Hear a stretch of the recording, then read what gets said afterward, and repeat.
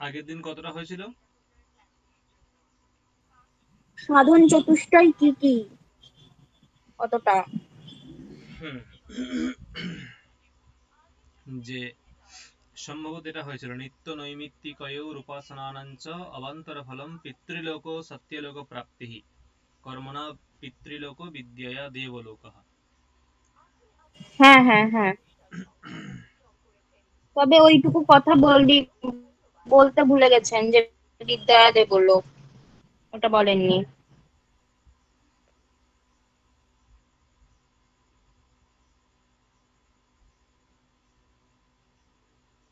হুম। বেদান্ত সারের যে ক্লাসটা সেটা কোথায় গেল?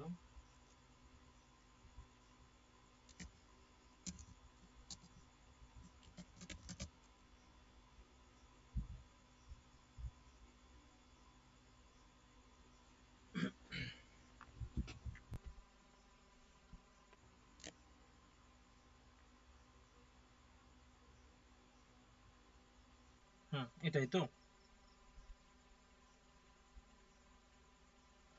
এই যে চারটি সাধন কি কি?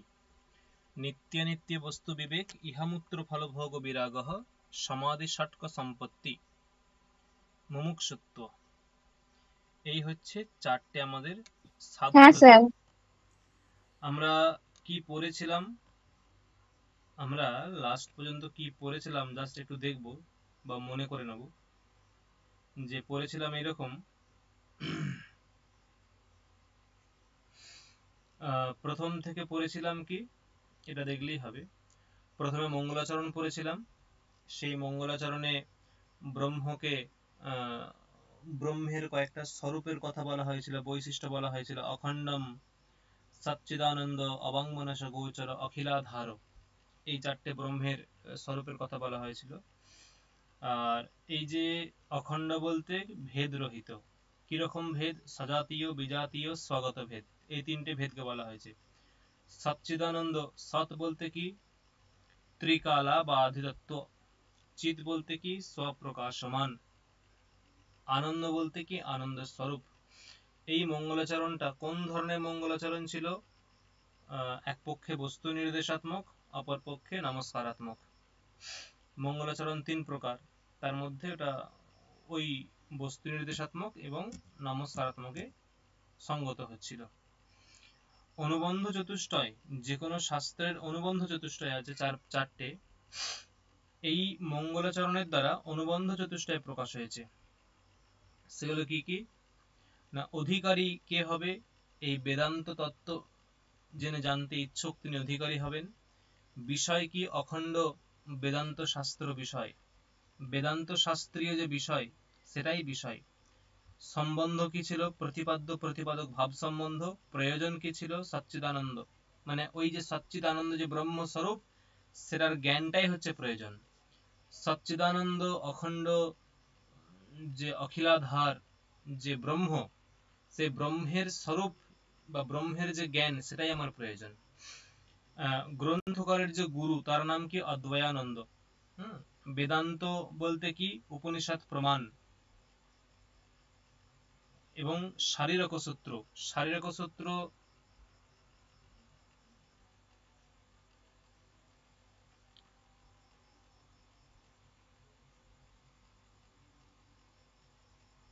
শারীরক সূত্র ব্রহ্মসূত্র। ব্রহ্মসূত্র, ঠিক আছে। শারীরিক সূত্র হচ্ছে ব্রহ্মসূত্র। এখন সেই বেদান্তের যে অধিকারী, সেই বেদান্তের অধিকারী হওয়ার শর্ত কি? আমরা অধিকারীর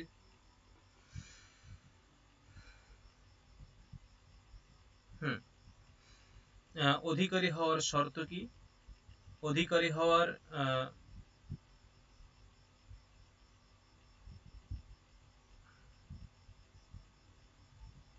বলা হয়েছিল যে কিছু কিছু কর্ম, কাম্য কর্ম, ঠিক আছে,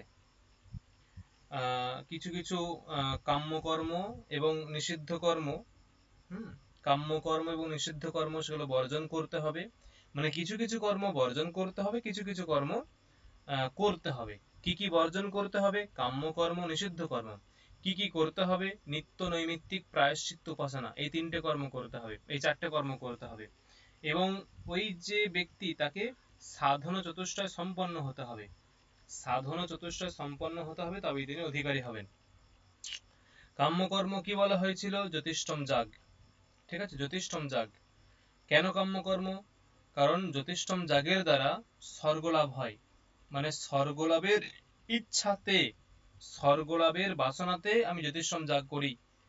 হ্যাঁ, স্বর্গলাভের কামনাতে জ্যোতিষ্ঠম যাগ করা হয়, তাই জ্যোতিষ্ঠম যাগ হচ্ছে কাম্যকর্ম। আর নিষিদ্ধ কর্ম কি? ব্রাহ্মণ হত্যা, ব্রহ্ম হনন ইত্যাদি, কারণ এইগুলো করলে নরক লাভ হয়। নিত্যকর্ম কি? নিত্যকর্ম হচ্ছে যে কর্মগুলো প্রত্যেকদিন করতেই হয়, না করলে পাপ হয়, যেমন সন্ধ্যা বন্দনা।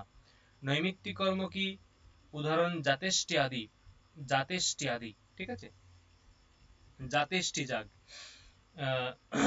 প্রায়শ্চিত্ত কর্ম কি? প্রায়শ্চিত্ত হচ্ছে যে যে কর্মগুলো করলে পাপ ক্ষয় হয়, পাপের ক্ষয় হয়, সেটা হচ্ছে প্রায়শ্চিত্ত, যেমন চান্দ্রায়ণ ব্রত, চান্দ্রায়ণ ব্রত, ঠিক আছে। উপাসনা, উপাসনা হচ্ছে ব্রহ্ম বিষয়ে চিন্তন, মনন, ধ্যান, এটা মানস ব্যাপার, এটা হচ্ছে উপাসনা। এবং আমরা দেখেছিলাম সেটা কি না, শাণ্ডিল্য বিদ্যা। কি? শাণ্ডিল্য বিদ্যা, ঠিক আছে, উপাসনার উদাহরণ শাণ্ডিল্য বিদ্যা। নিত্য নৈমিত্তিক প্রায়শ্চিত্ত, এই 3টির প্রয়োজন কি? আমরা তাও দেখেছিলাম, নিত্য নৈমিত্তিক প্রায়শ্চিত্ত, এই 3টির প্রয়োজন কি? বুদ্ধির শুদ্ধি। কারণ নিত্য কর্ম, নৈমিত্তিক কর্ম এবং প্রায়শ্চিত্ত কর্ম করলে তোমার বুদ্ধির মধ্যে কোনো কলমশ থাকবে না, পাপ থাকবে না, অসৎ কোনো ইচ্ছা থাকবে না, নোংরা ইচ্ছা থাকবে না, ঠিক আছে, তাই বুদ্ধিটা শুদ্ধ হয়ে যাবে। আর উপাসনার ফল কি? তুমি যদি ধ্যান, জপ, উপাসনা করো, তার দ্বারা তোমার চিত্তটা একাগ্র হবে, চিত্ত, মন অনেক একাগ্র হয়ে যাবে, এটা হচ্ছে বক্তব্য।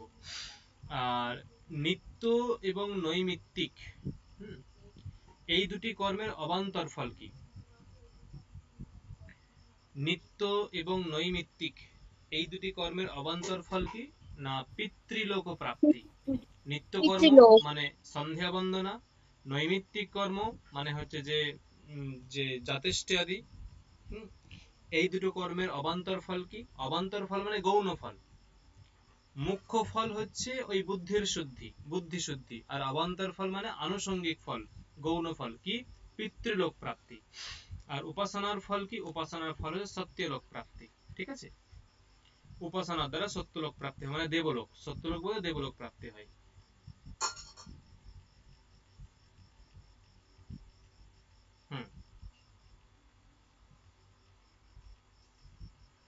এখন আমরা পড়ছিলাম যে 4টি সাধন কি কি? নিত্যানিত্য বস্তু বিবেক, ইহামূত্র ফলভোগ বিরাগ, সমাধি ষটক সম্পত্তি, মুমুক্ষুত্ব।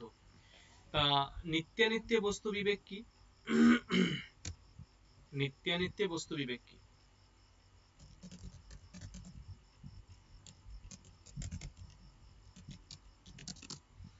নিত্যানিত্য বস্তু বিবেক হচ্ছে যে বেদান্ত, দেখো এখানে বলছে নিত্যানিত্য বস্তু বিবেক, ইহামূত্র ফলভোগ বিরাগ, সমাধি সম্পত্তি, মুমুক্ষুত্বানি ইতি সাধনানি। 4টে সাধন, সাধনানি, 4টে সাধন কি কি? না নিত্যানিত্য বস্তু বিবেক, ইহামূত্র ফলভোগ বিরাগ, সমাধি ষটক সম্পত্তি,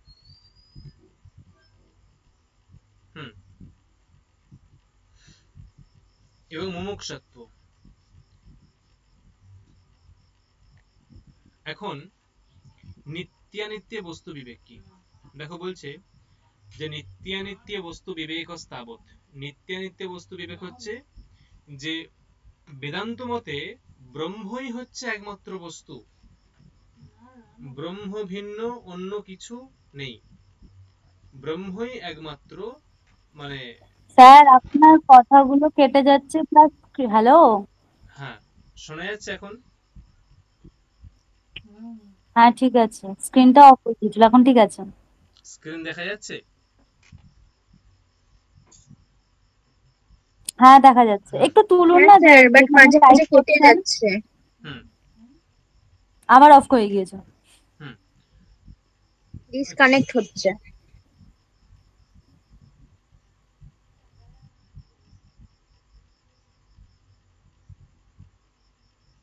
তো দেখো, দেখা যাচ্ছে এখন? দেখা যায় না স্যার। এখন? হ্যাঁ হ্যাঁ দেখা দেখা যাচ্ছে। যাচ্ছে। হ্যাঁ হ্যাঁ হ্যাঁ হ্যাঁ হ্যাঁ হ্যাঁ। হুম, চলো ঠিক আছে, অফ হয়ে গেলে সঙ্গে সঙ্গে বলবে, ঠিক আছে? এখন নিত্যানিত্য বস্তু বিবেক কি? স্যার, যে দেখ, পেজটা টাইপ করছেন ওটা একটু উপরে তুলুন। হুম,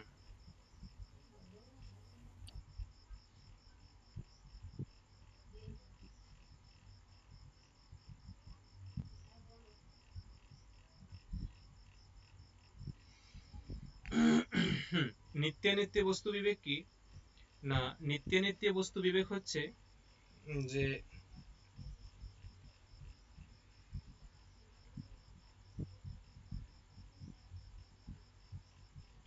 বেদান্ত মতে ব্রহ্মই একমাত্র সৎ বস্তু। আচ্ছা, শোনা যাচ্ছে আমার কথা? হ্যালো, শোনা যায়? হ্যাঁ শোনা যাচ্ছে। দেখা হ্যাঁ যাচ্ছে স্যার। স্ক্রিন? স্ক্রিন দেখা যাচ্ছে? হ্যাঁ সব ওকে আছে। হ্যাঁ স্যার। তাহলে কি বললাম?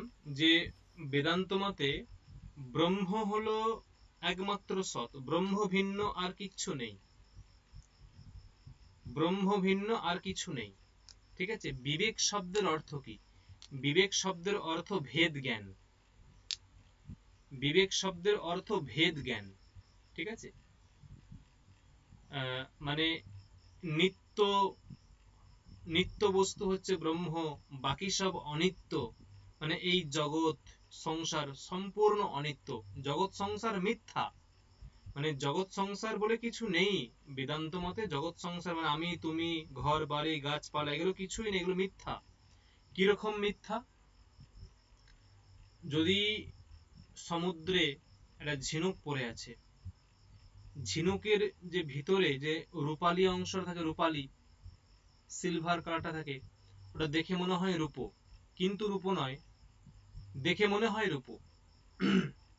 বা মুক্ত মনে হয়, মুক্ত। তাহলে ওই জ্ঞানটা মিথ্যা।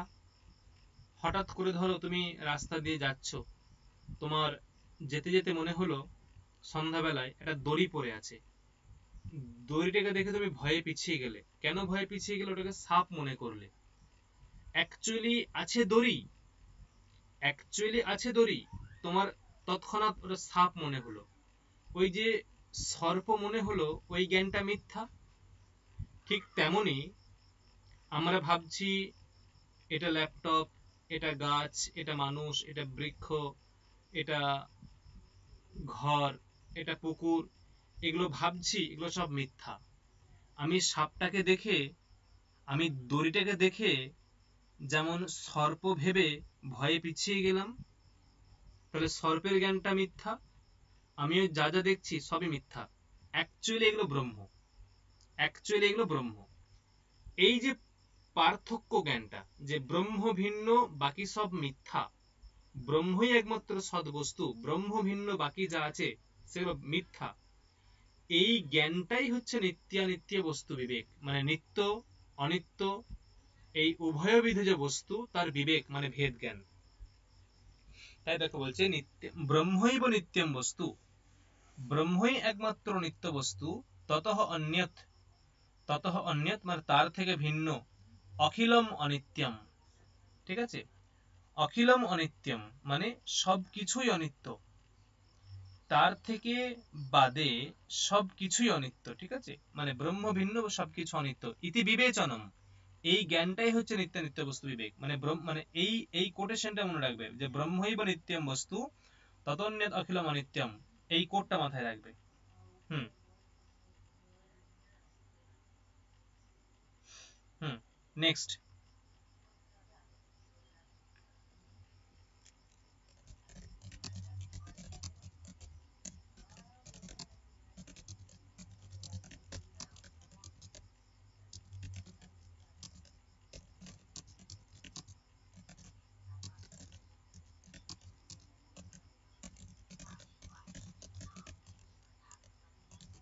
হুম, ঠিক আছে। তারপর কি আছে না, ইহামূত্র ফলভোগ বিরাগ। ইহামূত্র ফলভোগ বিরাগ, এগুলো আর কিছুই নয়, যে মোট কথা হচ্ছে তোমাকে যদি মুক্তি লাভ করতে হয়, মানে বেদান্ত মতে মুক্তি কখন হবে? ব্রহ্মজ্ঞান হলে।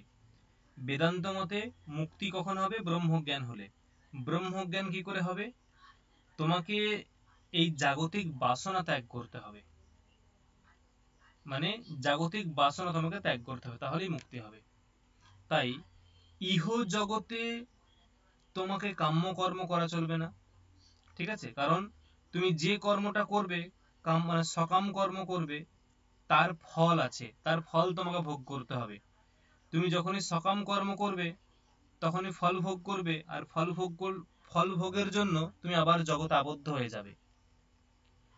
ঠিক তেমনি স্বর্গীয় ফলও তুমি কিছু কামনা করতে পারবে না। মানে তুমি যদি বলো আমি জ্যোতিষ্ঠম যাগ করব, জ্যোতিষ্ঠম যাগ করলে তোমার স্বর্গপ্রাপ্তি হবে, ঠিক কথা, কিন্তু ওই যে স্বর্গপ্রাপ্তি হবে ওটাও তো নিত্য নয়, ওই স্বর্গটাও অনিত্য। তুমি যতটুকু পুণ্য করে যাবে ততটুকু স্বর্গে গিয়ে সুখ ভোগ করবে, আবার তোমাকে নরকে ফিরে আসতে হবে। তাহলে স্বর্গটাও নিত্য নয়, স্বর্গটা অনিত্য।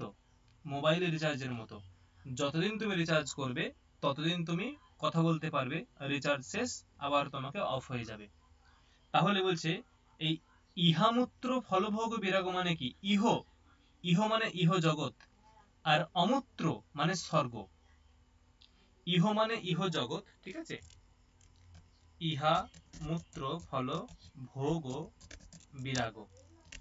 ইহ বলতে ইহ জগৎ, আর অমূত্র মানে হচ্ছে স্বর্গ। তাহলে ইহ, ইহ জগৎ, আর অমূত্র মানে স্বর্গ। তার যে ফল, ইহ জগতে আমি যা কিছু করব তার ফল, আমি যা কর্ম করব তার ফল ভোগ থেকে আমাকে, ফলভোগের ইচ্ছা আমাকে ছেড়ে দিতে হবে, আমি ফল চাই না। তাই বলছে ইহ অমূত্র ফল, মানে ইহ জগতে যা কর্ম করব, পরজগতে যা কর্ম করব, তার যে ফল, সেই ফলের যে ভোগ, তাতে বিরাগ আনতে হবে।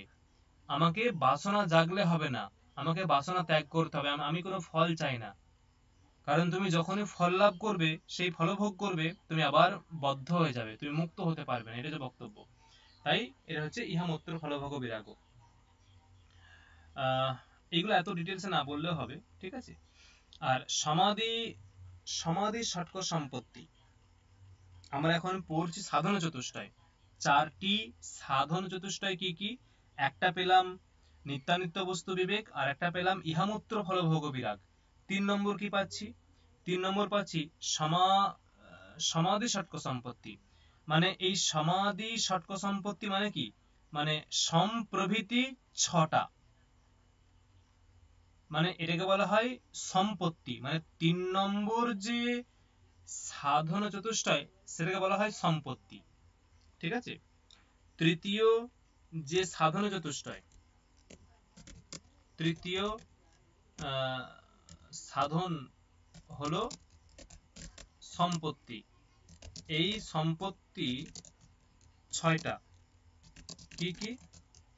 সম, দম, উপরতি, তিতিক্ষা, সমাধান ও শ্রদ্ধা। সম, দম, উপরতি, তিতিক্ষা, সমাধান ও শ্রদ্ধা, এইগুলো হচ্ছে মানে 6টা সম্পত্তি। তাহলে তৃতীয় সাধন হলো সম্পত্তি। এই সম্পত্তি হচ্ছে 6টা, কি কি? সম, দম, উপরতি, তিতিক্ষা, সমাধান, শ্রদ্ধা। সম কাকে বলে?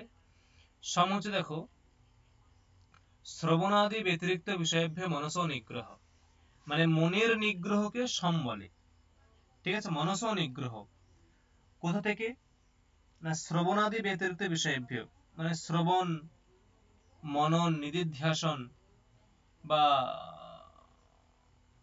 মানে শ্রবণাদি ব্যতিরিক্ত বিষয়ভ্য। শ্রবণাদি ব্যতিরিক্ত বিষয়, ব্যতিরিক্ত মানে ছাড়া, শ্রবণাদি ব্যতিরিক্ত মানে, ব্যতিরিক্ত মানে ছাড়া, মানে শ্রবণ, মনন, নিদিধ্যাসন, এই বিষয়গুলো ছাড়া অন্য বিষয় থেকে তোমার মনকে তুলে আনা। শ্রবণ, মনন, নিদিধ্যাসন মানে তুমি তুমি মনে মনে ব্রহ্মজ্ঞান শ্রবণ করবে, মানে ব্রহ্মজ্ঞান বা ব্রহ্মশাস্ত্র শাস্ত্রজ্ঞান শ্রবণ করবে, এটা করতে পারবে। সেই যে শাস্ত্রজ্ঞান শ্রবণ করলে ওইটাকে মনের দ্বারা তুমি মনন করতে পারবে, এটা ঠিক আছে।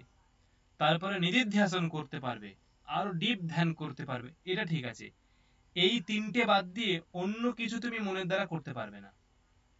অন্য কোনো কাজ অন্য সমস্ত বিষয় থেকে তুমি মনকে তুলে আনতে হবে। কিরকম? ধরো তুমি রাস্তা দিয়ে যাচ্ছ, মিষ্টির দোকান ছিল বা ফুচকার দোকান ছিল, ফুচকা দেখেই ফুচকার দিকে মনটা চলে গেল, বাস যখনই মন চলে গেল জিভ দিয়ে জল চলে এলো। তাহলে দেখো, ওই যে শ্রবণ মনন নিদিধ্যাসন, এই তিনটে বিষয় থেকে মনকে তুলে আনতে হবে। নিগ্রহ মানে কি? নিগ্রহ মানে তুলে আনা, ঠিক আছে, ওই দিকে যেতে না দেওয়া।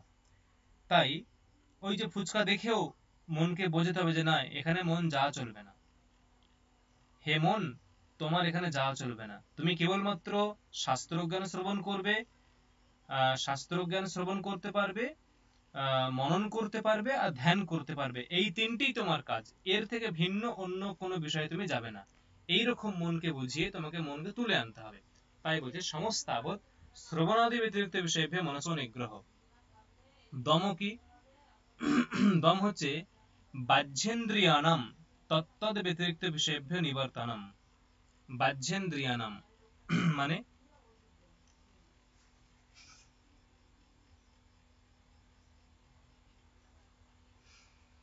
মানে হচ্ছে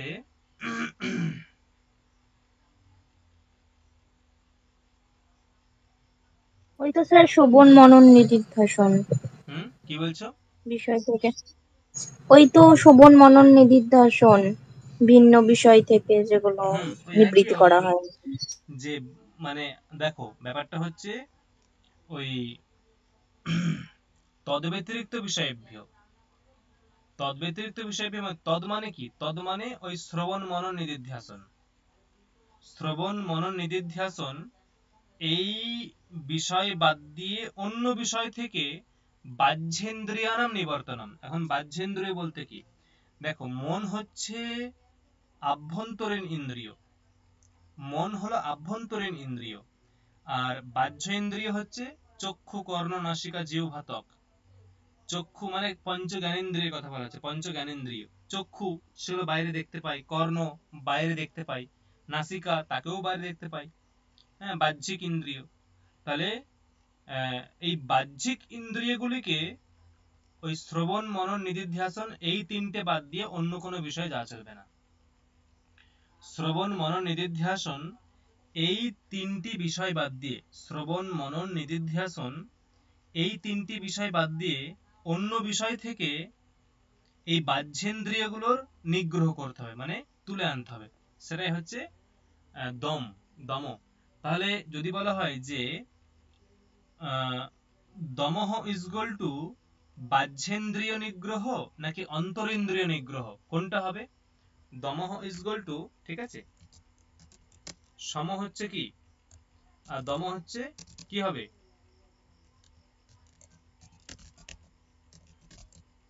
নিগ্রহ। আর সম হচ্ছে অন্তরিন্দ্রিয় নিগ্রহ। কি বললাম বোঝা গেল? কারণ সমের দ্বারা মনকে তুলে আনা হচ্ছে, আর দমের দ্বারা বাহ্যেন্দ্রিয়, চক্ষু, কর্ণ, নাসিকা, জিহ্বা, ত্বক, এগুলো বাহ্যেন্দ্রিয়, এইগুলোকে নিবর্তিত করা হচ্ছে। বোঝা গেল কি বলতে চাইলাম? ক্লিয়ার? হ্যাঁ স্যার। ইয়েস। এখন বলছি দেখো যে উপরতি কি? উপরতি হচ্ছে যে নিবর্তিতানাম এতেষাম তদ্ব্যতিরিক্ত বিষয়েভ্য উপরমনম। নিবর্তিতানাম এতেষাম,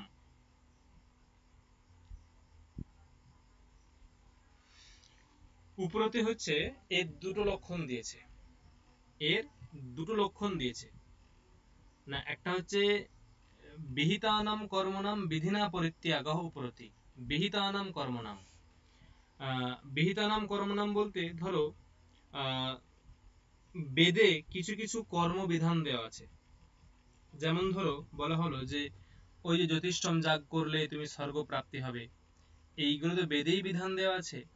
তাহলে এই যে বিহিত কর্ম, তুমি জ্যোতিষ্ঠম যাগ করলে তুমি তোমার স্বর্গ প্রাপ্তি হলো, সেই স্বর্গের দ্বারা তুমি আবার আবদ্ধ হয়ে পড়লে সংসারের মধ্যে, স্বর্গের মাধ্যমে তুমি সংসারের মধ্যে আবদ্ধ হয়ে পড়লে, তাই না? তাহলে ওই যে আবদ্ধ হয়ে গেলে তোমার মুক্তি আর হলো না, তুমি বদ্ধই হয়ে রইলে, তোমার মুক্তি হলো না, বদ্ধ হয়ে গেলে। তাই যে যে কিছু কিছু কর্ম যেগুলো যেগুলো কি করা হয়েছে, যেগুলো বেদে বিধান দেওয়া হয়েছে, বিহিত আছে, সেই কর্মগুলোকে তোমাকে মানে কি বলবো, বিধিনা পরিত্যাগ হোক, সেই কর্মগুলোকেও তোমাকে এই বেদান্ত শাস্ত্রের নিয়ম অনুযায়ী তোমাকে পরিত্যাগ করতে হবে। হ্যাঁ, বেদান্ত শাস্ত্রের রীতি অনুযায়ী তোমাকে পরিত্যাগ করতে হবে, তবেই তোমার মুক্তি হবে, নাহলে কিন্তু আবার সে আবদ্ধ হয়ে পড়বে। তাহলে এটাও একটা উপরতির লক্ষণ, আর আগেরটা একটা উপরতির লক্ষণ, যে নিবর্তিত আনাম এতেষাম তদ ব্যতিরিক্ত বিষয়েভ্যো উপরামনাম। নিবর্তিত বলতে ওই যে সম এবং দম, সম এবং দম, সমের দ্বারা আভ্যন্তরীণ ইন্দ্রিয় মানে মনের নিগ্রহ হলো, আর দমের দ্বারা বাহ্যেন্দ্রিয় নিগ্রহ হলো পঞ্চ জ্ঞানেন্দ্রিয়ের। এই যে এইগুলো নিবৃত্ত হলো, মানে যে শ্রবণ মনন নিদিধ্যাসন, এই তিনটে বিষয় ভিন্ন, অন্য কোনো বিষয়ে এরা, অন্য কোনো বিষয় থেকে এরা নিগৃহীত হলো, উঠে এলো, মানে শ্রবণ মনন নিদিধ্যাসন এই তিনটে বিষয়ই মাত্র এরা গমন করবে, অন্যত্র যাবে না। এই এতেষাম উপরমনম, এতেষাম উপরমনম। উপরমনম মানে কি? উপরমনম মানে হচ্ছে যে উপরমনম মানে কি? উপরমনম মানে ওই নিগ্রহই বলতে পারো, আরো আরো ওইগুলোকে সংযত করা, আরো ওই ইন্দ্রিয়গুলিকে সংযত করা, যে একদম কঠোর ভাবে ওদেরকে সংযত করা, এটাই হচ্ছে উপরতির তাৎপর্য। পরবর্তী তিতিক্ষা। এই লক্ষণগুলো হুবহু মুখস্থ করবে, ঠিক আছে? তিতিক্ষা হচ্ছে মানে শীত এবং উষ্ণ। দেখো এখন গরম, আমরা ফ্যান চালিয়ে দিচ্ছি, আবার যখন খুব ঠান্ডা তখন আমরা লেপ ঢাকা নিই বা হিটার দিতে হয়। তার মানে কি, এই যে শীত এবং উষ্ণ, আমরা যদি ভগবানে বা ভগবানের চিন্তায় লীন হয়ে থাকি, তাহলে আমাদের শরীর বিষয়ে জ্ঞান থাকবে না, আমাদের শরীরে অনুভূতি থাকবে না। আমরা ভগবান বিষয়ে লীন হতে পারি না, শরীর বিষয়ে জ্ঞান থাকে, শরীরের অনুভূতি আমাদের প্রবল, তাই যখন গরম করে আমরা সহ্য করতে পারি না, ফ্যান চালিয়ে দিই। যখন প্রচন্ড ঠান্ডা লাগে আমরা সোয়েটার পরি, চাদর নিই বা ব্ল্যাঙ্কেটের মধ্যে চলে যাই। মানে কি, আমাদের শরীরে অনুভূতি প্রচুর থাকে। শরীরে অনুভূতি মানে মনটা শরীরে আবদ্ধ আছে, মন যখন শরীর থেকে উঠে গিয়ে ঈশ্বরের কাছে চলে যাবে, তখন শরীরে অনুভূতি থাকবে না, ঠিক আছে? আর তখন এসব কিছু লাগবে না। তাই বুঝে দেখো যে তিতিক্ষা বলতে কি? তিতিক্ষা বলতে এক প্রকার সহ্য ক্ষমতা। শীত ও উষ্ণাদি দ্বন্দ্ব, দ্বন্দ্ব মানে যুগল, শীত এবং উষ্ণ এই যে যুগল, তার সহিষ্ণুতা, এইটাকে সহ্য করার ক্ষমতা, সহিষ্ণুতা সহ্য করার ক্ষমতা। মানে অত্যন্ত শীত এলেও আমার সেই শীত আমার শরীরে অনুভব হবে না, কেন? আমার মন তো ঈশ্বরের কাছে আছে।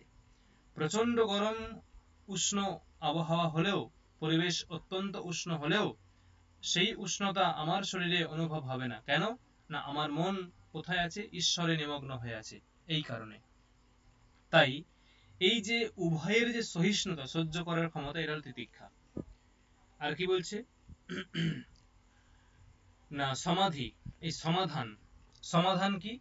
সমাধান হচ্ছে যে মনকে আমরা যে নিগ্রহ করলাম, পূর্ণভাবে মনকে আমরা নিগ্রহ করলাম, ঠিক আছে? এখন এই যে নিগ্রহ করলাম, সেই মনকে কোথায় বসাতে হবে? না, শ্রবণাদৌ তদ অনুগুণ বিষয়ে। মানে ওই যে শ্রবণ, মানে মনকে আমরা সম্পূর্ণভাবে নিগ্রহ করলাম কি কি বিষয় থেকে? শ্রবণ মনন নিদিধ্যাসন, এই তিনটি বিষয় ছাড়া অন্য সমস্ত বিষয় থেকে আমরা মনকে তুলে নিয়েছি, নিগ্রহ করেছি, ঠিক আছে? এখন তাহলে মনকে বসাবো কোথায়? বলছে শ্রবণ আদৌ, শ্রবণ মনন নিদিধ্যাসন এই তিনটি বিষয়ে, হ্যাঁ, অথবা তদ অনুরূপ তদ অনুগুণ বিষয়ে, মানে ব্রহ্ম, তাকে ধ্যান করতে হবে। এই যে এই বিষয়গুলিতে মনের যে সমাধি, মানে একবারে নিরবিচ্ছিন্নভাবে একটা ধ্যান, কন্টিনিউ যে একটা ধ্যান, চিন্তা করা, এটাই হচ্ছে সমাধান। তাহলে কি বললাম? যে মন নিগৃহীত হয়েছে সেই মনটিকে, যে মন নিগৃহীত হয়েছে সেই মনকে শ্রবণাদি বিষয়ে আরো দৃঢ়ভাবে স্থাপন করাই হচ্ছে সমাধি। আর কি আছে? শ্রদ্ধা। শ্রদ্ধা হচ্ছে গুরু বাক্য এবং বেদান্ত বাক্যে যে বিশ্বাস, সেটাই হলো শ্রদ্ধা। গুরু বাক্য এবং বেদান্ত বাক্য, এটা যে বিশ্বাস, সেটাই হচ্ছে শ্রদ্ধা। মানে শ্রদ্ধা হচ্ছে এক প্রকার বিশ্বাস। কোথায় বিশ্বাস?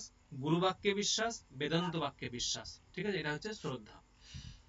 আর দেখো, তাহলে 3 নম্বর যে আমাদের সাধন ছিল যে সম্পত্তি, সেটা কিন্তু এখানে শেষ হলো। 3 নম্বর সাধন সম্পত্তি 6টা হয়ে গেল। কি কি পড়লাম? কি কি পড়লাম? সম, দম, উপরতি, তিতিক্ষা, সমাধান, শ্রদ্ধা, 6টা পড়লাম।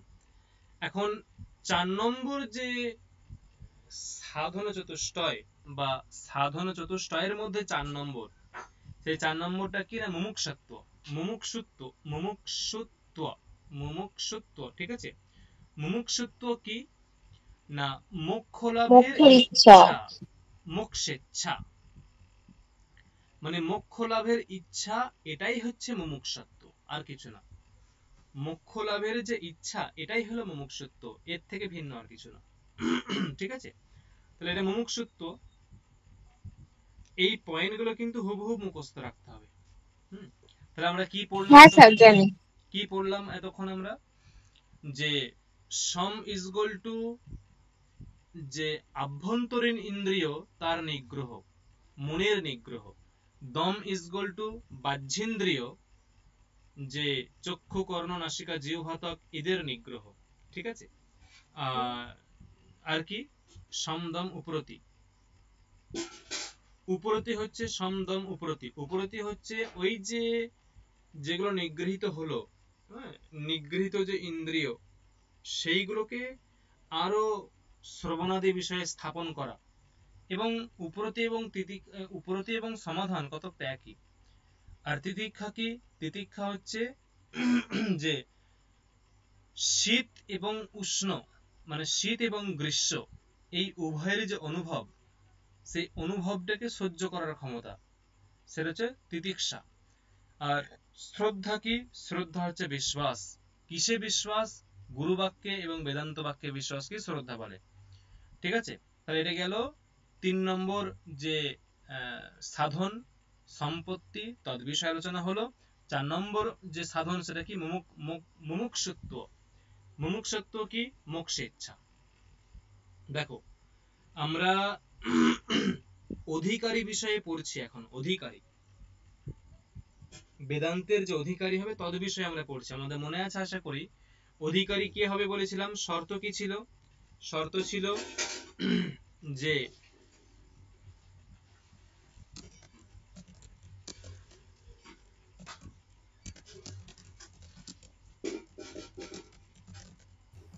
ওই তো কাম্য কর্ম আর নিষিদ্ধ কর্ম বর্জন করতে হবে। নেক্সট। তারপর নিত্য কর্ম, নৈমিত্তিক কর্ম, প্রায়শ্চিত্ত কর্ম আর উপাসনা কর্ম, এগুলোকে করণীয় আর কি। নেক্সট। বেদাঙ্গ আপাতভাবে এই জন্মে অথবা পরের জন্মে অর্থ সহিত জানতে হবে এবং সাধনা চতুষ্টয় সম্পন্ন হতে হবে,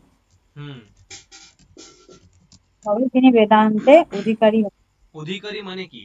মানে বেদান্ত শাস্ত্র তিনি জানতে পারবে, মানে তিনি জানার জন্য, মানে কি? জ্ঞান সম্পন্ন হবে নাকি? না না, মানে মানে কি অধিকারী মানে কি? তুমি তুমি টেনে কখন পড়তে পারবে? তুমি যখন 9 পাস করবো যখন তবে। তুমি 9 পাস করবে, মানে এইগুলো হচ্ছে ক্রাইটেরিয়া, এলিজেবল ক্রাইটেরিয়া। হ্যাঁ হ্যাঁ হ্যাঁ, মানে মানে এইগুলো তোমার থাকলে তবে তুমি বেদান্ত শাস্ত্র পড়া শুরু করতে পারবে। মানে তুমি বেদান্ত শাস্ত্রের জ্ঞানী হয়ে গেলে এমন নয়, এই গুণগুলো তোমার থাকলে তবে তুমি বেদান্ত শাস্ত্র পড়ার জন্য এলিজেবল। এই গুণগুলো না থাকলে তুমি বেদান্তের অধিকারী নও, মানে বেদান্ত জ্ঞান তোমার জন্য নয়। ঠিক আছে, এই হচ্ছে বক্তব্য। 10 মিনিট। যাচ্ছি, কাটবি না। আর কি বললাম? তিতিক্ষা, তিতিক্ষা সমাধান।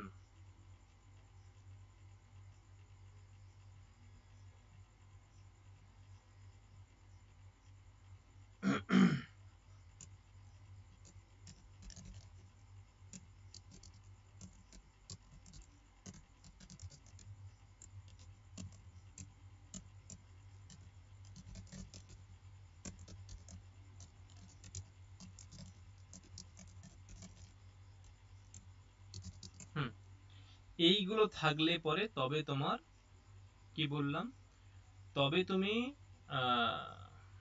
বেদান্ত শাস্ত্র পড়ার জন্য এলিজেবল, যোগ্য।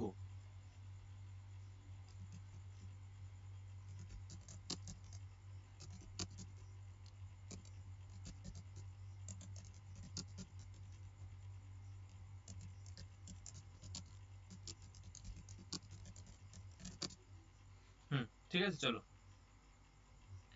তাই দেখো বলছে এবং ভূতঃ প্রমাতা অধিকারী। এবং ভূতঃ প্রমাতা মানে এই রকম যিনি হবেন তিনি অধিকারী, বেদান্ত শাস্ত্রে তিনি অধিকারী। ঠিক আছে, চলো এগুলো ঠিক আছে, লাগবে না। দেখো বেদান্তের অনুবন্ধ চতুষ্টয় মনে আছে? অনুবন্ধ চতুষ্টয় কি কি? অনুবন্ধ চতুষ্টয় কি কি? বিষয়, প্রয়োজন, সম্বন্ধ, অধিকারী। অধিকারী, বিষয়, সম্বন্ধ, প্রয়োজন। অধিকারী, বিষয়, সম্বন্ধ, প্রয়োজন। আমরা এতক্ষণ কি পড়লাম? আমরা এতক্ষণ পড়লাম অধিকারী পড়লাম, তাই তো?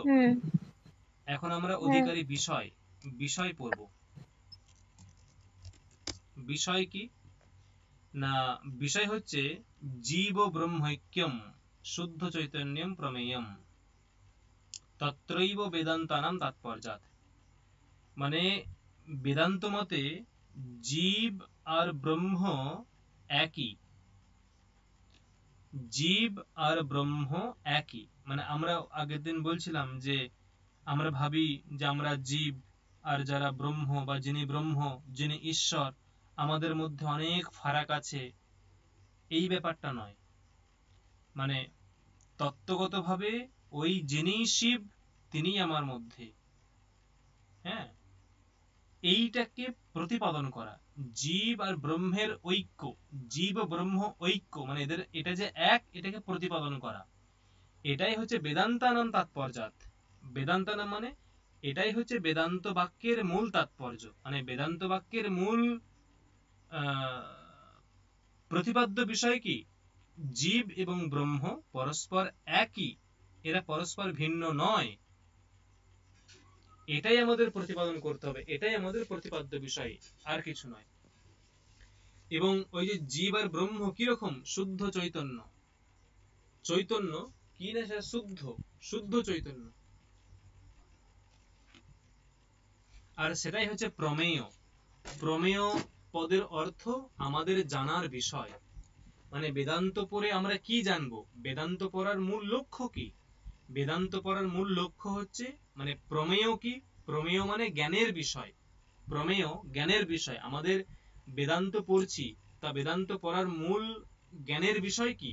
মানে বেদান্ত পড়ছি কোন জ্ঞানের জন্য, কি রকম জ্ঞান লাভ করার জন্য আমরা বেদান্ত পড়ছি?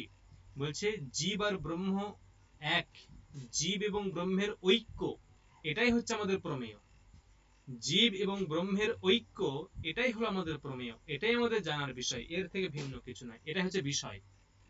ঠিক আছে, বিষয় কি তাহলে? জীব ব্রহ্মৈক্যম।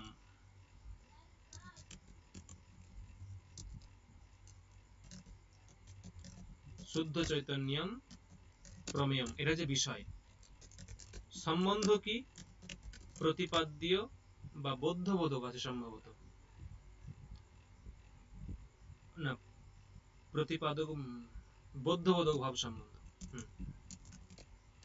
বৌদ্ধ বোধক ভাব সম্বন্ধ। মানে কি? মানে এই যে জীব এবং ব্রহ্ম পরস্পর একই, এটা প্রতিপাদন করছে কে? জীব আর ব্রহ্ম যে এক, এটা প্রতিপাদন করছে কে? কে প্রতিপাদন করছে? বেদান্ত গ্রন্থ প্রতিপাদন করছে, তাই না? জীব এবং ব্রহ্ম যে এক, এটা প্রতিপাদন করছে কে? এটা হচ্ছে উপনিষদ বা বেদান্ত শাস্ত্র প্রতিপাদন করছে। তাহলে বেদান্ত শাস্ত্র হচ্ছে প্রতিপাদক, মানে বোধক, মানে বোধক। আর যে জীব ও ব্রহ্মের ঐক্য যে বিষয়টা, সেটা হলো বৌদ্ধ, মানে যে বুঝিয়ে দেয়, যে প্রতিপাদন করে, সে হয় প্রতিপাদক বা বোধক। আর যে বিষয়টা বোঝায়, সেটা হয় বৌদ্ধ বা প্রতিপাদ্য। কি বললাম, বোঝা গেল? হ্যাঁ কিনা? হ্যালো, হ্যাঁ স্যার। কি বললাম বোঝা গেল? বাকিরা, সাগরিকা, স্মৃতি, আর কে আছেন বুঝতে পারছি না। স্যার আর একবার বলবেন আচ্ছা, ছোট করে? ধরো ধরো যে বিশ্বামিত্র রামচন্দ্রকে একটা শাস্ত্র পড়াচ্ছেন, ন্যায় শাস্ত্র পড়াচ্ছেন। বিশ্বামিত্র রামচন্দ্রকে ন্যায় শাস্ত্র পড়াচ্ছেন, তো এখানে বুঝিয়ে দিচ্ছেন কে? বিশ্বামিত্র। হ্যাঁ।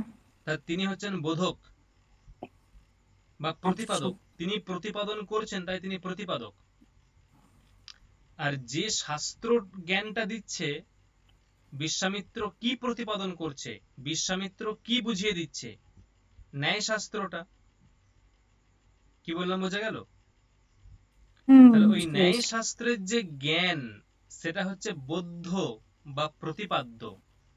মানে যা প্রতিপাদন করা হয়, সেটা হয় প্রতিপাদ্য। আর যিনি প্রতিপাদন করেন, তিনি হচ্ছেন প্রতিপাদক। কি বললাম, বোঝা গেল? হ্যাঁ কিনা? বুঝতে পেরেছি। আমি শুনিনি আসলে, বোন এসে প্যাক প্যাক করে আচ্ছা, আমাকে জ্বালাচ্ছিল। তাহলে এখানে কি হলো? তাহলে এখানে এই যে জীব এবং ব্রহ্মের ঐক্য, এই জ্ঞানটা কে প্রতিপাদন করছে?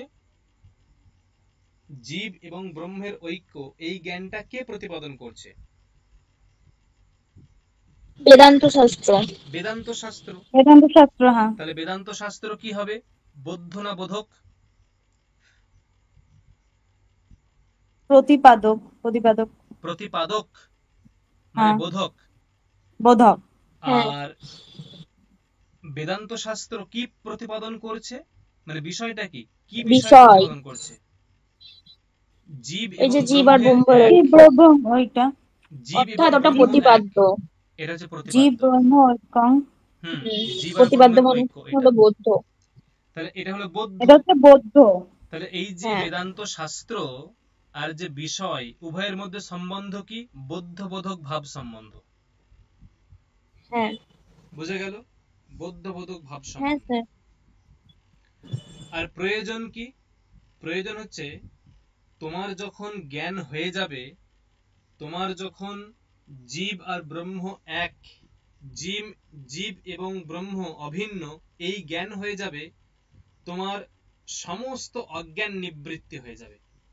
তাই দেখো যে তদৈক্য প্রমেয়, তদৈক্য মানে জীব এবং ব্রহ্মের ঐক্য, এটা তোমার যখন জ্ঞান হয়ে যাবে, প্রমেয় মানে জ্ঞানের বিষয় হয়ে যাবে, তোমার জানা হয়ে যাবে, তার ফলে অজ্ঞান নিবৃত্তি, মানে আর জাগতিক যে অজ্ঞান, সেগুলো সব নিবৃত্তি হয়ে যাবে, নষ্ট হয়ে যাবে। আর যখন নষ্ট হয়ে যাবে, ওই যে জীব এবং ব্রহ্মের ঐক্য, এই জ্ঞানটা হলেই তোমার ব্রহ্ম জ্ঞান হয়ে যাবে।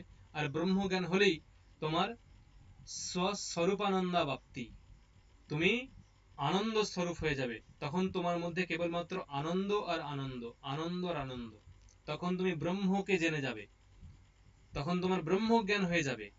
আর ব্রহ্মজ্ঞান হলে তুমি নিজেই ব্রহ্ম হয়ে যাবে। যখন তোমার ব্রহ্মজ্ঞান হবে তখন তুমি নিজেই ব্রহ্ম হয়ে যাবে।